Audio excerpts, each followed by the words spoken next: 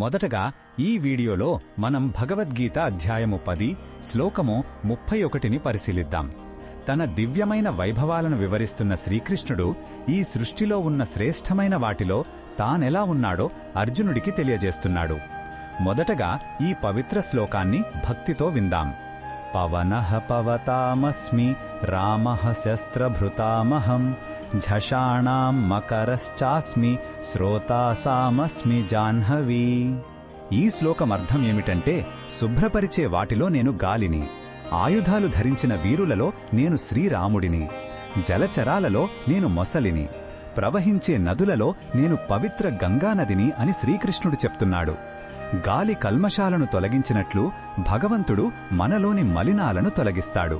శ్రీరాముడు ధర్మం కోసం ఆయుధం పట్టిన ఆదర్శపురుషుడు. ఆయన భగవంతుని శక్తికి ప్రతిరూపం. అలాగే జలచరాలలో బలమైనదిగా, నదులలో పవిత్రమైన గంగను తన రూపంగా పేర్కొన్నాడు. ఈ శ్లోక భావం ఏమంటే, మన చుట్టూ ఉన్న ప్రకృతిలో, గొప్ప వ్యక్తులలో భగవంతుని శక్తిని చూడగలగాలి.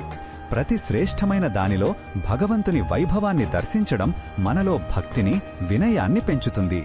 ఈ బోధనను మన జీవితంలో ఎలా ఉపయోగించుకోవాలంటే, స్వచ్ఛమైన గాలిని పీల్చినప్పుడు భగవంతుని కృపగా భావించాలి. ధర్మంగా మన విధులను నిర్వర్తించినప్పుడు మనలో దైవాంశముందని గుర్తుంచుకోవాలి. పవిత్ర నదిని చూసినప్పుడు భగవంతుని స్వరూపంగా భావించాలి. ఇది మన దృష్టిని ఆధ్యాత్మికం వైపు మళ్లుస్తుంది. మరిన్ని భగవద్గీత శ్లోకాల అర్థాన్ని తెలుసుకోవాలంటే మా తదుపరి వీడియోలను తప్పకుండా చూడండి.